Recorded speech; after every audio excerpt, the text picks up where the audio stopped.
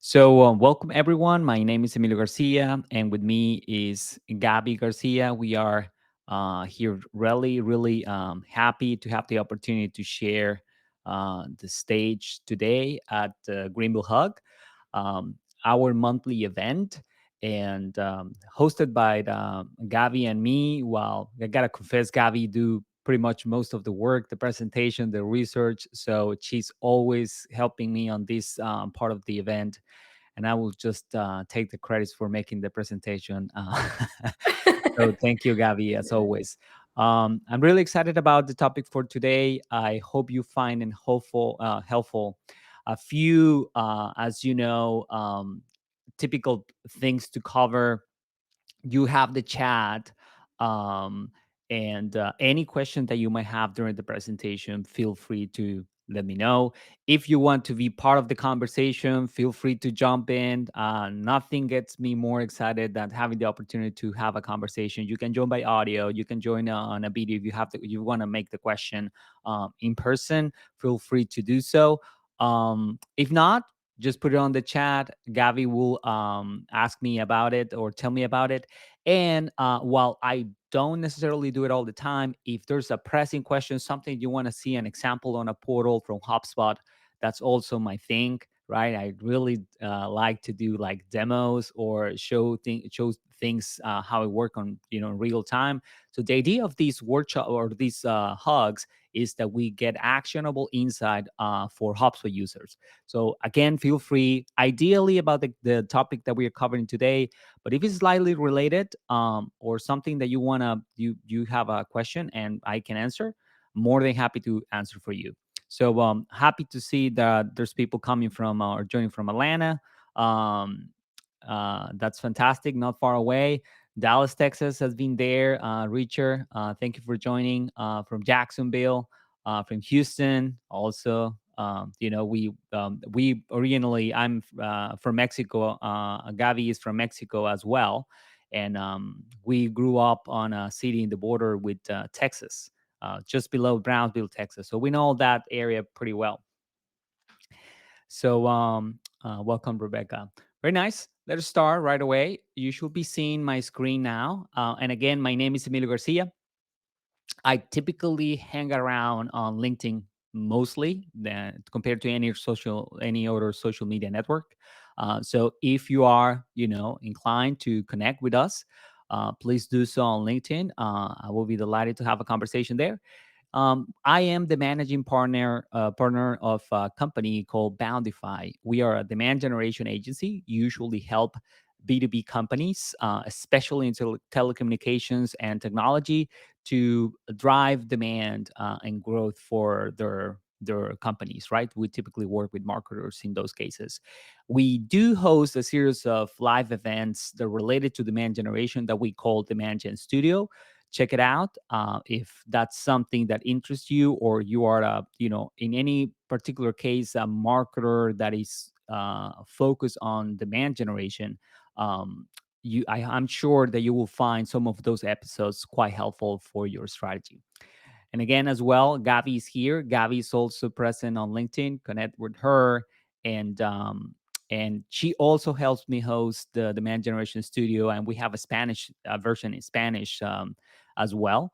So you can connect with her. So for today, we are going to cover content strategy with HubSpot, and I apologize because the storytelling part we're going to skip. Um, but Today, the agenda is basically a little introduction on content strategy, talking about a little bit how you plan the long-term content strategy, how do you promote it, which is probably the hardest, the part where most content strategies fall apart, the promotion part. And obviously, you want to measure and analyze the impact of that content over the long term, right? So that's quite important. So let's dive right away. um and a little bit of definition, obviously. And content marketing, at least from the perspective of HubSpot, is the art of communicating with your prospects and customers without to having to sell them, right? It's the core of inbound marketing, this idea that if I share my expertise as a company, my point of view, uh, if I educate my prospects and customers on the things that I do, that will create a basis for trust and for expertise and association between my brand and the solutions that I provide to the marketplace. And eventually, the client or the prospects, when they have a need, they will think about the potential solution and they will think about my brand more than competitors because I have been helpful and providing services for them, right? And in theory, as opposed to advertising of products and services where you are just showcasing what you do and not necessarily educating. I argue all the time, especially because I focus on demand generation, that advertising can also be helpful, right? To be honest, if you create content that is just salesy and doesn't help, it doesn't matter that you're not paying for it, that you are not advertising. It will not have the intended effect, even if it's non-paid. And the same goes for advertising. If you are using advertising to guarantee delivery to the right people with the right piece of content that is helpful and positions your company and provides education, even if it's paid, it can be part of your content strategy, in this case for promotion. So I think the general idea here is that content should be helpful and should help your company provide expertise and trust for your prospects. The other thing that probably is quite important is that while obviously content marketing as the internet started and more of our time is spent digitally, have become quite popular to be associated with digital format. But it's not new. I remember a story about, I think it's Michelin, creating this handbook so you can travel around the continent in Europe to visit restaurants and meaningful places. And that was something that a tire company created, if not decades ago, maybe even hundreds of years ago, or at least 100 years ago. So it is not new. Content has been used to create brand awareness and create or improve the opportunities for businesses before the internet, for sure. It's just that obviously the internet brought this front and center because more and more of us consume content on the internet and learn from companies that way. And building up on that, that's pretty much the reason why you want to do it, right? Is because we spend more and more out of our time on digital channels. In this particular case, on average, it says that an adult spends 20 hours per week with digital media, which is kind of like the same reason why you want to do advertising to promote that content at some point. And it's because if people are spending time on those platforms and there's a lot of content, then you are fighting for attention, where everybody's exposed to a ton of information from friends and strangers and other companies. So it is hard, especially for platform that have mature, to stand out organically only. But again, even if you're doing paid to guarantee delivery, if that content is not helpful, it won't have the impact that you're looking for. So that's why you want to start with planning content. Now, let us start with the first part, right? How do you plan that content strategy? And this is quite important, right? It is very easy to think that the only thing that you need to do is to start writing a piece of content, put it on your blog, and just start writing, right? And while I privilege action above everything else, I always think that it's better to have a not so good plan and execute than having the perfect plan and not doing anything at all. I definitely feel that it's important that you don't stop because you don't have the perfect plan. You still need some planning, that's for sure. And basically the reason is because if you don't write the right type of content, even if you are making a big effort, it will not have the impact that you're trying to accomplish. That's the best reason, right? It will be a waste of time and resources, and we don't want that. So there's a little bit of planning that needs to happen, and here is a simple guide that you can use to optimize your chances of success. And again, maybe at some point I will stop sharing here my presentation and maybe dive into some of the areas where you can implement this using HubSpot, right? Some of the tools that you can use to help you accomplish that. You don't have to use HubSpot for the planning process, for the execution process, for the measurement process, but obviously it's a platform that was designed with content in mind. So it has built-in tools that allow to coordinate and collaborate in a very helpful way. So if you already have the platform and you are not taking advantage of some of those capabilities, I highly recommend that you do just that.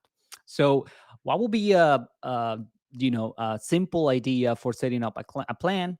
Basically, obviously, you need setting up some marketing goals, right? And the key thing on the marketing goals, and we will cover that in more detail in the next few slides, is that these marketing goals need to be tied to business initiatives, right? That's the key. That doesn't mean that you will not measure metrics that are related to marketing and closer to the delivery of the content, but you need to have a business initiative behind it. Because if you don't have that, if you don't have a business need, what will happen is that over time, that initiative will die because it will not have the budget, it will not have the support from management, because it doesn't have an impact for the organization. So it's very important that you start with a business initiative, and from there you match that to your marketing goals, and that will support your budget, and that will support the talent assigned to the initiative and all that. So that's one initial key step.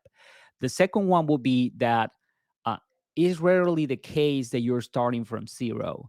You already have something going on. So you might have already some content already in your website or creating in other platforms, or you might have already some initiatives in the form of events, and you want to take an assessment and audit what you have so you can identify if there's something from there that you're doing well and you just need to do more or in a different direction, or if there's some things that you need to scrap out or just delete and refocus the organization effort into content.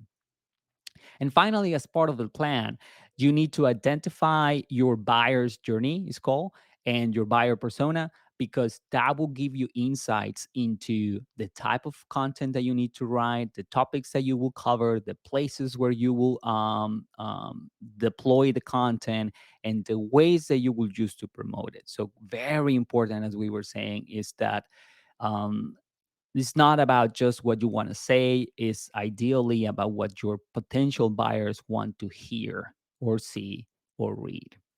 Alrighty. So let's start with the first one, the marketing goals. And again, here, this is quite popular. HubSpot has been talking about this for years now. So ideally, your goal is a SMART goal, right? It's specific, it's measurable, it's attainable, it's relevant, and timely. And to that extent, for example, it can be some of those goals can be more about doing the work, and some other work goals can be about the impact that the work will have. So, for example, about the doing the work, it can be something like launch a blog for the next 12 months and publish on a monthly basis an article that matches the buyer persona um, of a minimum length of, I don't know, 1,000 words, for example, right? So you have specified all the requirements for doing the work. That's quite helpful because it allows you to define the calendar, allows you to define expectations for the in-house team or the agency or the freelancers you're going to hire, and allows you to measure progress at the beginning when you don't have a lot of impact on the key metrics as well.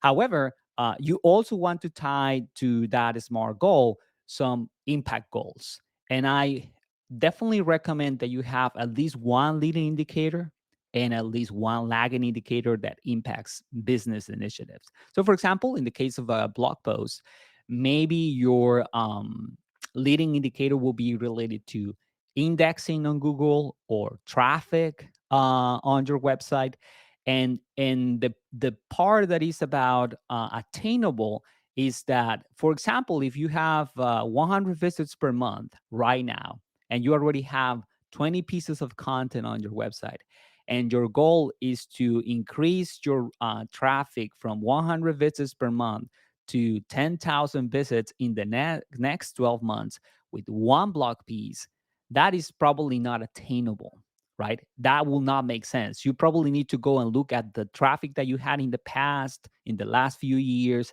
and look at the cadence that you have for the blog post and see what will be a good estimation of the impact that you will have on traffic for the future. So, yes, you want to increase the traffic, for example, but it cannot be 1000% increase in 12 months, right? You want something that is attainable, challenging, but attainable. So traffic, for example, is a good leading indicator. You can have something in the middle, like if you already have a good flow of leads and you're creating content and you're going to promote it, then you can tie some increase on marketing qualified leads or some increase on business opportunities. And ideally, you want to impact some of the revenue, right? But be mindful that as long as you have a couple of leading indicators for the impact, as well as one or two goals for the production effort itself, you're going to be okay, right? At the beginning, especially in marketing initiatives, you want to reward the process, not necessarily the end result. And that's something that is quite important. So those are some examples of the goals that you can establish. Now, We got a question.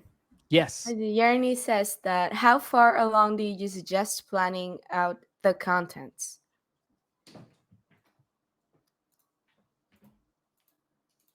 So how far along should you be planning the content? That's Hmm. the question.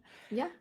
Well, I feel that at least what have worked for us and have worked for clients that we have is that is ideal to set up a expected cadence, right? And again, I'm using blogs because it's the easiest one. But imagine that content as we can be as well. Launch your podcast, right? Your format is going to be audio, but you are creating long form content, or launching your YouTube channel, for example, right? So again, a different format, but you are providing content, and you can set it up something similar. So I think you can divide that question into two sections. First is the cadence, right? Are you going to launch on a monthly basis? You're going to do an event on a monthly basis. Is it going to be bi-weekly? Is it going to be weekly? There are some content producers or companies that they have the resources to produce content on a weekly basis, or on a daily basis even, right? I have seen some podcasts that have 15 minutes pieces of content on a daily basis. So that might work. Obviously, that part has to do with the resources that you have in house, or the time that you can hire from someone else to do it, and also with your goals.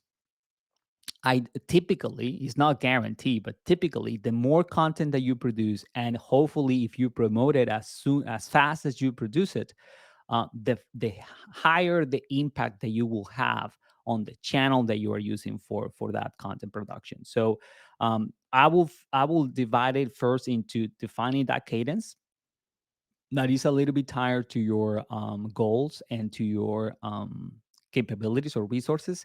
And once you have defined the cadence, then you can start planning the topics. And the approach there that we like and actually we use is, for example, if you're going to do on a monthly basis, I would like to have between 6 and 12 potential ideas ahead of time, right? Discuss. There's some research that need to happen, and we will cover in the rest of the presentation. But you want to have those ideas already, and I would like to flesh out at least 2 or 3 of the events ahead of time. Have them ready so the schedule can be implemented comfortably by the team. Right. So, if, for example, we say we're gonna create a blog content, a piece of content on a monthly basis, and it's gonna be an effort for the whole year, flesh out ideas for the next 12 months. They don't have to be all of them set on stone, because you want to be opportunistic, right? There's a good mix between talking about things that are evergreen and things that are trending, right? The best example that I can use right now is AI, for example, right? It's something that 6 months ago or even a year ago, you couldn't have on your calendar because it was not in the public domain just yet, and now it is, and you want to be able to take the opportunity, if it's relevant to your audience, to add additional topics if required. So it is not recommended that you flesh out all the content for the year, because then you might be losing opportunities and wasting time working on topics that might not see the light of day right now. So maybe flesh out 3 or 2 pieces to have that cushion. Um, and the rest are ideas that you can, get in and out depending on how important is the topic, and also a little bit on the feedback, right? After you start, you will start seeing, because you have those leading indicators, what pieces of content are engaging more the users. If, for example, you're creating events, you will notice that some people RSVP more for some types of content or information or topics than others, and even some others don't show up or don't engage. So you can use all that as a reference, if that makes sense. Hopefully I'm answering the question there. Very good. So let's jump into auditing what you already have. So there are 2 ways that you can make an audit. The for content that is not necessarily based on events. Imagine, for example, your blog post, or if you're going to have a middle of the funnel effort, for example, in the form of case studies, testimonials, portfolio, things like that have social proof. Usually you will audit the content that you have, right? So it means going to your website, looking at all the pages that you have there, and we will cover later, but mapping that content to your buyer personas, to your ideal client profiles, and deciding if that piece of content is something, first, that is worth keeping. Second, if you want to keep it, if it's worth updating or changing or improving. And finally, if it's okay, then obviously how can you improve the relationship between all of them, how you can make that existing content part of your current strategy, so you can leverage for promotion, for example. So the content portion is focused heavily on the website, but it can also be repositories of content that are outside of the website, right? Can be case studies that you have or sales collateral that you have, because not all content strategies are geared necessarily to just marketing. Can be helping the sales team or helping the customer success team with content as well. But the other way that you can audit is your events, right? So if you are running right now, for example, a series of webinars, live events, scheduling a show in the form of video or even audio events that some social media platforms have, it's also helpful to run that audit, right? Take a look at all the content that you have produced, the frequency, the engagement metrics, right? If you have a podcast, is our audience growing? Are they engaging more on the content? Are we getting feedback about what they think about the topics that we are talking about? So, in a similar way, you audit your events, and especially you audit what you have in the future, right? Are we increasing the frequency? What kind of topics are going to talk about in the future? You want to take that, put that on a document, and ideally identify all the efforts that you're already doing. Because one of the things that usually you discover when you start a content marketing effort is that there's already something going on, right? It's not that the company is not doing anything. Usually what happened, though, is that the path is lost. We start going just through the motions, creating content because we have to do content, and we don't assess if the content is relevant to the buyers, or if the frequency is appropriate and is impacting the metrics at the right speed. But more importantly, typically what happens is that we are not controlling distribution, right? We are creating that content and hoping that Google will just index it, or that people will just find the podcast, or that people on YouTube will just find the show. And we are not doing something proactive to take advantage of all the things that we have and promoting that on social media, for example, for the right buyers. So usually the struggle, if you have a good cadence and if the content is relevant, is that there's not a lot of attention on promotion, or if there's promotion, is not proportionate to the effort that you're doing on content creation, right? Some people say that Sometimes what happens is that you are putting 80% of the time or the effort on the content creation itself, and only 10 or 20% on distribution, when typically it should be the other way around, right? You want to promote as many or as much as you can the content that you already have, because the challenge is getting in front of the right people, not necessarily creating the content in the first place. Very good. So these are some of the ideas on categories that you will organize the content that you have already, right? You want to know the title and what stage of the buyer cycle that content caters to, right? And for some of you, this is pretty something that you already know pretty well. Content typically can be divided in three stages. So either is talking about the problems that a potential buyer might have that they are not aware of and they're just showing the symptoms. The second stage can be all about understanding potential solutions, not yours, not only the one that your company offers, but other solutions that are there in the marketplace that I might be aware and might be a better fit for them. This is especially the part where the helpful portion comes in, right? That you are even talking about things that you don't do, but you are writing about or talking about them because you want to help the buyer to have success on solving their problem. And finally, for the cases where there's researching for your particular solution, you want to explain how your solution works, how is your solution different, how is a better fit for some companies or some types of industries, and obviously offer the option of starting a conversation. So you want to understand at what stage your content is being offered. Typically, here, for example, in my experience, either uh, companies have a ton of top of the funnel content, right? Very high level awareness type of content, and or they have a ton of decision content, right? Explaining how their solutions work and why they're different and all that. And sometimes what is missing is that middle of the funnel, right? Case studies, in depth content, webinars, things that explain a little bit how you think about the problems that you solve, how you are different, in depth information about your point of view, if you want to call it that way. So typically, that layer in the middle is the one that is missing when you are doing that audience. Obviously, you want to explore the formats as well, right? And I share some of them. Content can be written, can be audio, can be video, and I'm sure more and more will come later as we continue to evolve in different ways, right? With virtual reality and augmented reality and all that. So make a list of all the content that you have, and that will help you understand where do you need to do more or less. And the same happens for events, right? You want to understand the monthly priorities. What events are you launching for the next few months? What is the theme, right?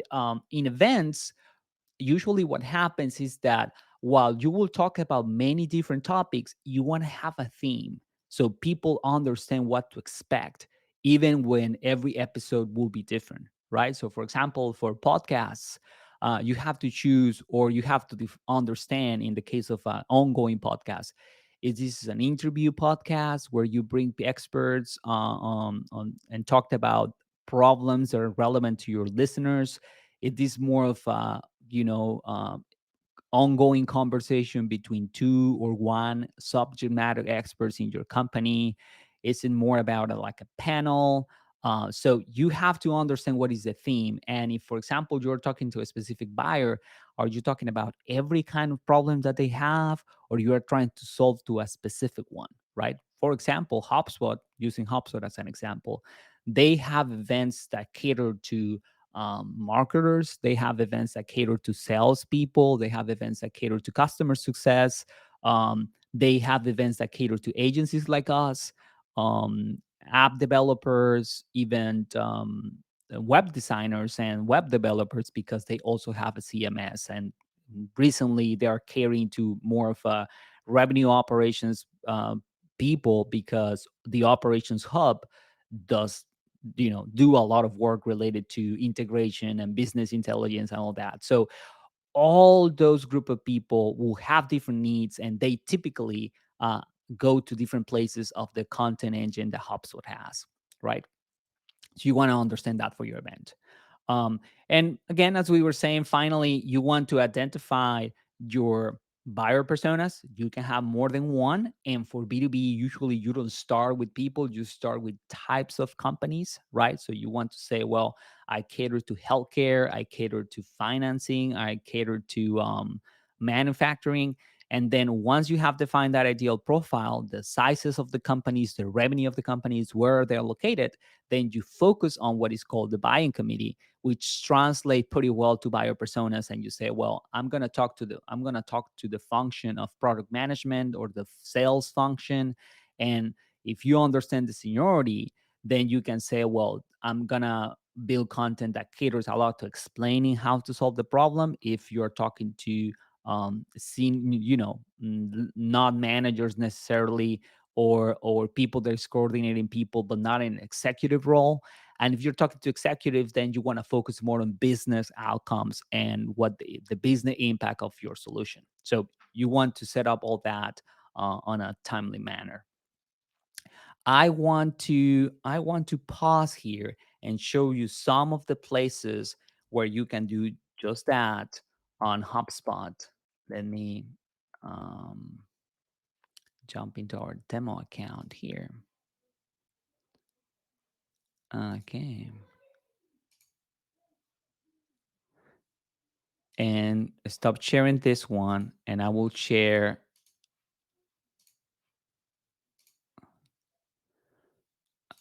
There you go. You should be seeing this HubSpot portal. Am I correct? Yeah, sure. Awesome, awesome. So, um, for example, um, some of the ideas or concepts that we were talking about taking that evaluation or audit of your pages. If you are hosting your website on HubSpot, then there's a view that I think is quite helpful. And I think I will just move into our account because it will be easier to show because we have data. So there is a view that I like, this the side tree view, right? And what allows you to do is to see all the pages that you have on your website, because usually when you're doing that audit, um, you struggle to understand what are the pages that you have, both the website pages and landing pages and blog content. So the tree view is helpful to understand that, because you can filter, for example, here I'm looking at website pages, but if you have landing pages as well, you can add it to the view, right? And it will have this nice tree where you can see all the ones that you have produced, for example, for case studies and all that. And if you have a website with multiple languages, which is our case, then Spanish, you will be able to audit by section. That's very helpful. The other thing that I think is very helpful is that HubSpot has a SEO tool, right? And specifically for content, it has a section related to topics that allows you to define topics that you want to cover, right, as you're doing the research, and the countries you're going to cater, and the pages that are covering that specific topic in depth, so you can see if you are covering your bases as you do your audit, right? And you can even evaluate a little bit of performance there. So this tool, the SEO tool, you can use both for organizing your effort and to as part of the audit effort. And eventually, when you are working on the impact that will have, you can analyze the impact, for example, connected with search engine, right, with Google search engine, for seeing the impact. It even has some SEO recommendations that are not necessarily with content or related to content, but are more related to distribution, if you want to call it that way. um, it also have the idea or the concept of campaigns, right? So the campaign part is helpful, for example, to establishing a calendar, right? If you're creating pieces of content, you can establish a campaign and then define if it's going to be a blog piece or it's going to be, for email, will be for distribution. um, so if you want to have a place where you want to see the process that you will have for the next few months, you can use the calendar view and collaborate with your team members, and that's helpful to understand what is the cadence. um, you don't have to use this again, because sometimes people will say, well, I have set up that on my project management tool. We use Asana, so we set up our calendar on Asana. But if you don't want to do that, or you don't want to spend more money into another tool, you can use the campaign section and take advantage of calendars, so you can start doing that and organize the effort with the team, right? So that's quite helpful as well.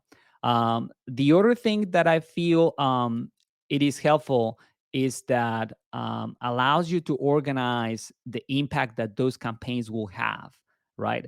So if, for example, you will have 12 episodes or 12 pieces of content, and you want to assess the impact of all those pieces of information, you can lump them together into a campaign, and at the end of the day, evaluate the impact that that will have. So there's some ideas that you can use for that. And finally, for the part on the, I'm looking for the, it's called goals now, but I don't find it here. Oh, they move it here. And finally, depending on your implementation, you can also manage the goal process directly from HubSpot if you want to, right? So if you want to follow the metrics as well, not just as we were saying, the smart content portion of it, you can see that HubSpot has been adding some things that the platform can measure, like number of contacts or network conversions or the number of contacts in a life cycle stage that are related to marketing. So they are evolving this. So you can track some of those goals directly on HubSpot, especially the ones related to performance later in the cycle, right? And obviously, all the tools have some level of reporting that you can take advantage of for performance. So, for example, I think this is the blog analytics. So if you have a blog, you can see the impact that you have had in views, um, and all that, right? And you get a lot of details if that's what you're doing. Obviously, if you're doing a podcast or you're doing a live event, then your metrics will not be here. Your metrics will be on the podcast or the YouTube platform that you are using. But I just wanted to share some of that. Very well. Let's continue then with the promotion. That's the next key thing. So let us assume that you already have your content, you have your plan, you start posting. And what are you supposed to do now? Well, now you are supposed to promote it. And the biggest challenge that some marketers have, especially when they're creating blog content, is that sometimes they don't realize that when you're creating a blog, you are doing at the same time the content and the promotion. It's just that the promotion is not as clear. And let me put you an example. Imagine that you're putting your content out there on the website, and imagine that Google doesn't exist. Would you act differently if Google or Bing wouldn't exist? Probably you will, because now you don't have that capability of waiting for Google to index your content so people searching for it will find it, right? So the relationship between content and SEO is that SEO, it's a way of improving the chances that your content gets indexed and favored by Google, which is the distribution channel, right?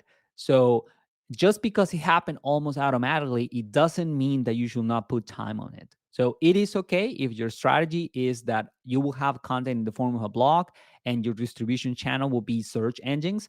It's just that if that is the case, then you need to pair with your content efforts some SEO efforts so you can improve the chances that that content get found on search engines like Google, right? So it is important you also have a promotion plan, right? Not just the content plan. And in this case, obviously, you want to know um, where you're going to promote the content, who is going to consume it, what it will be the format of the distribution. And this is the part where you want to have that understanding of your buyer personas. Not only what companies they work for or who they are and what are their preferences or behaviors around their solution, but especially for the promotion part, how do they consume content typically, right? So for example, if you survey some of your customers or prospects and you discover that most of them consume content in the form of newsletters, um, then it will be helpful for you to set up a monthly newsletter where you highlight, if your frequency is very high, you highlight some of the blog content pieces that you have produced, for example, or the podcast episodes that you have built, or the live events. If your frequency is very low, maybe you just showcase that one piece of content that you have, all of it, so they can consume it right away from the email tool, right?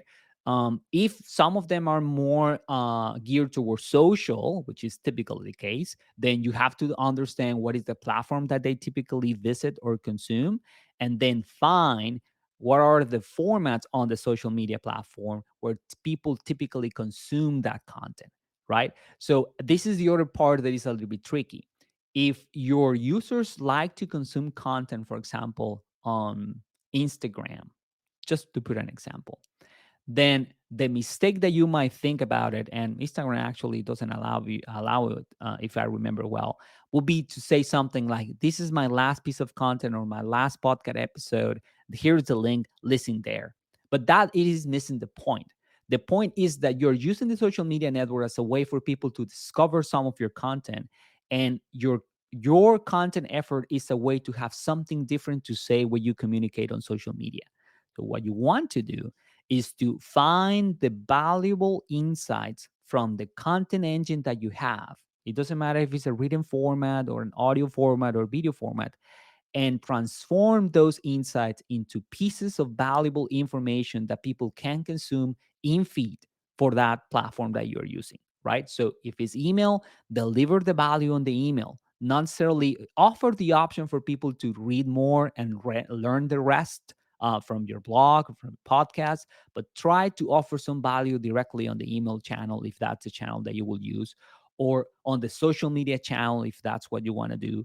You can even see it on SEO nowadays, right? More and more, if you go and search stuff on Google and your question is very specific, you will see that Google offer the answer right away, instead of just saying the answer is in this piece of content that you have to scroll through to find your answer. What they will do is that they will scrap that portion, offer the answer, and hopefully, right, I mean, that's what they should do, a reference to your website so people can learn more about if they want to. So that is the trend, and that's what you want to do. You want to use your promotional channel and the formats of your promotion channel in a way that caters to the consumer of it, right? So if it's going to be reels, or it's going to be stories, then you will have to transform your written content into something that is a graphic or maybe a video. If nobody recorded anything, then probably you will need to maybe record someone talking about it or create a little video using the text itself. So find the formats that work for you, and then implement it on that platform. So that's one big recommendation. And the second biggest recommendation that I have is that unless you have a ton of resources, focus on one, no more than two distribution channels, and really understand them. Really measure those initial KPIs, those leading indicators, and see if they're working. And if they are working, then scale that channel rather than just jumping into the next one. Scale it. Take advantage of it until you saturate the channel itself, or you start getting diminishing returns for your additional effort. And only when you have saturated the channel in a way, then it makes sense to say, well, let me jump into the next one and the next one and the next one. And that way you can leverage the content that you have by being present in more and more platforms where people is present, right?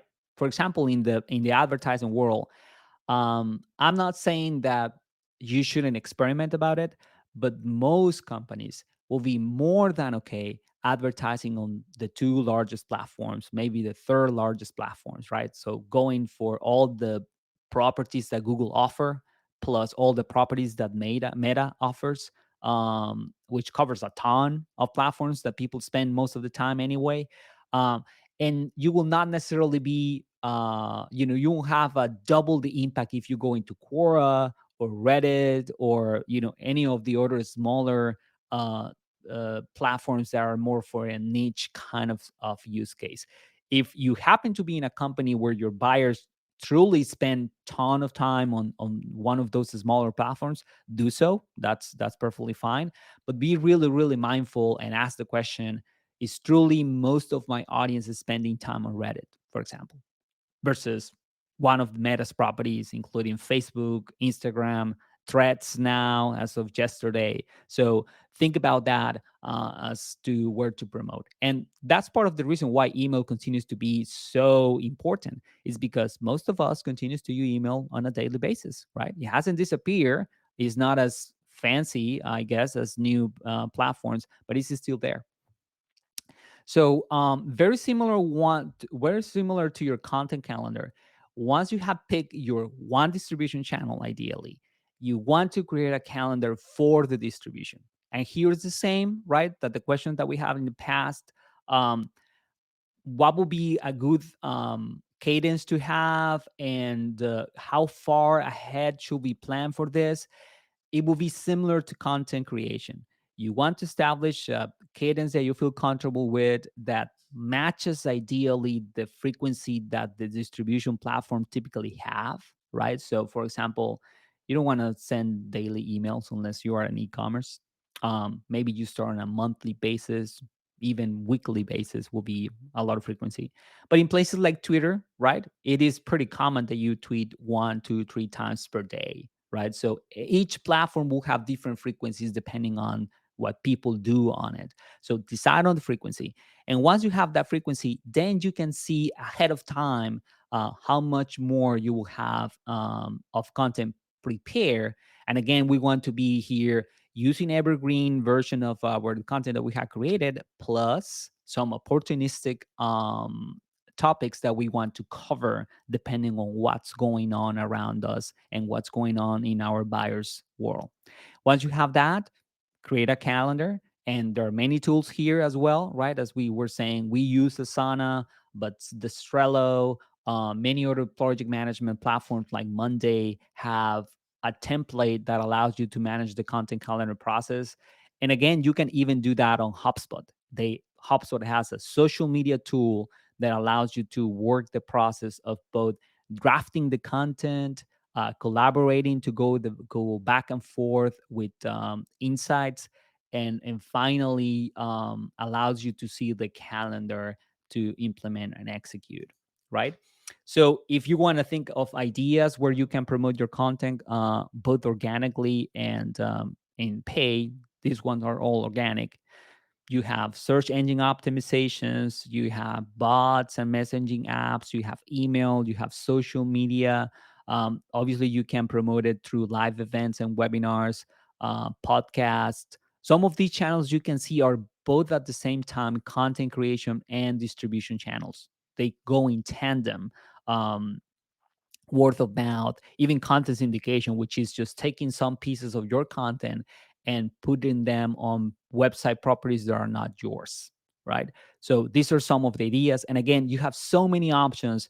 I think it's better in order to decide which one you start with, to pick a channel where you already have some in presence and your buyers are there, and start testing that one, right? If that makes sense. And finally, we are getting short on time here. How do you measure results? Well, obviously, you want, based on your goals, to start measuring those leading indicators, as we were saying, right? Depending on the content, just the delivery of the production, that will be the first key KPI. Then some meaningful impact depending on the distribution channel. For example, for SEO will be the pages that you index, or the position of your content, and eventually the traffic that you are getting. Then something in the middle, like visitors, qualified leads, and sales opportunities. And finally, revenue, right? And revenue has a lot of components. It's not just the volume, it's also the close rate, the speed of the deals that you get, how big are the opportunities that you're closing. And finally, you want to eventually measure the additional revenue you are get generating against the investment that you have done. And that investment is not just the time that you put on the content that you created, but also the time and money for distribution of that content on the platform that you pick. So these are some of the ideas that you want to track. Here on the presentation, I have talked about some of them. Here are some of the metrics that you might use, right? In the case of web pages, unique page views, traffic sources, depending on the distribution channels that you're using, bouncing rate to judge if people are finding the content interesting or they're just bouncing off from your website. If you're getting referrals, in the case of SEO, that's helpful to know if some other websites are referring your content. Obviously, for social media, you focus on reach, right? How many people are you getting into with your content, and some measure of engagement between impressions, engagement, and click to rate. Again, it's important for you to remember that engagement by itself is helpful. Even if people are not clicking through, they might be consuming the content. It's just that you are not getting visits necessarily, but you will get back the impact in the form of organic traffic and obviously sales requests. Um, Conversion metrics are more related to what's going on your website and CRM. And if you are promoting on a pay media, then you want to focus on cost per click, right? Cost of acquisition and similar tools. Um, there's a handful of tools that you can use for that. And as you can see, the tool will depend on the distribution channel, right? So Search Console will be for SEO, Facebook Analytics will be for social media. But the great thing is that HubSpot can help you to put everything together and work out attribution, which obviously is a topic that is very interesting and takes a long time by itself. So, to respect the time that we have, that's all that I have for you guys today. We will share after this presentation the slide deck on our group. Gabby will do that. Here, we will put some articles that you can take advantage of. Some, as you know, academy courses that you can go and explore and get more in depth knowledge for sure. And the only thing that I have to say is that I would like to tell you that we have already scheduled our next event for the year.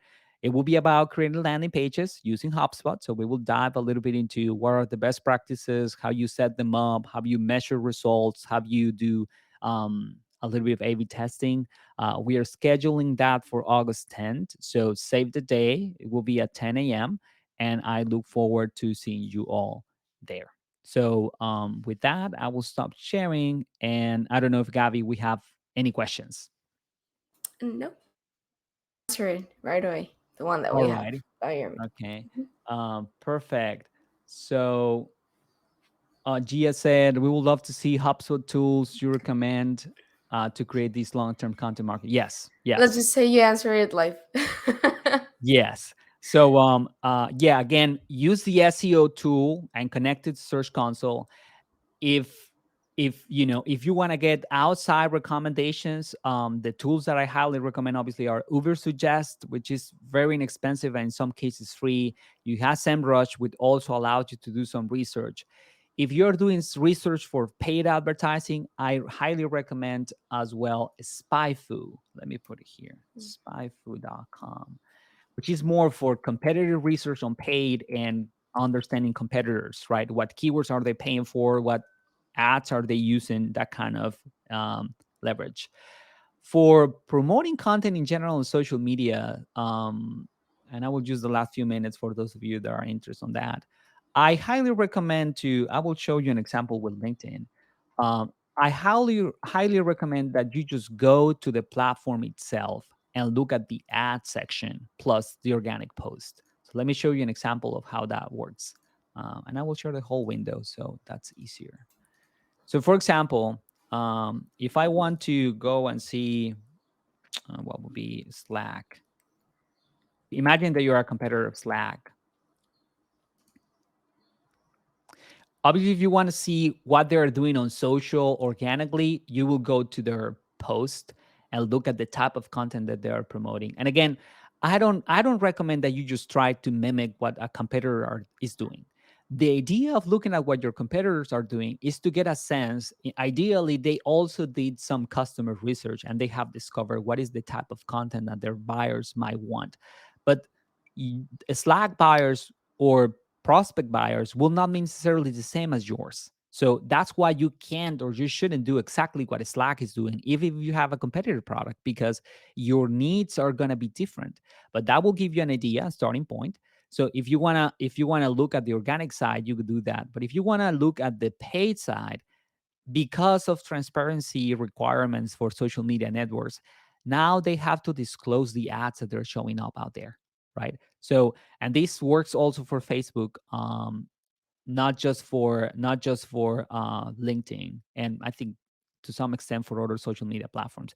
There's always a section where they have to disclose the ads that they're using, and you can see how they are saying, right, what kind of content they are promoting and what formats are they using, right? If it's video, if it's just text, if it's just images and things like that. So that's something that I also recommend for you to explore and understand as much as possible. The other one, Spark World. The other one that I like when you are trying to, ideally, this is the thing. Ideally, you talk to your customers to understand what they're looking for, how they consume content, and what are the places that they spend time. That's the best. But if for whatever reason you can't or you have done it and you want to complement what you already know, the second best option that you can have here is to look at tools like Spark Toro, which allows you to understand where are the places where people consume content so you can find with the best distribution channel for yours, right? So actually I'm going to use the ones that I have here.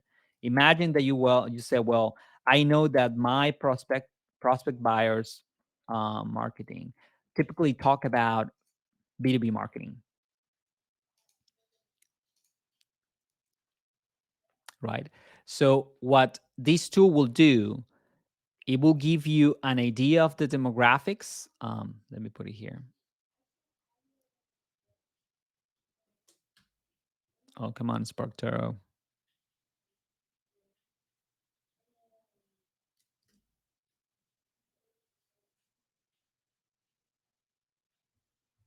Okay, I will put demand generation.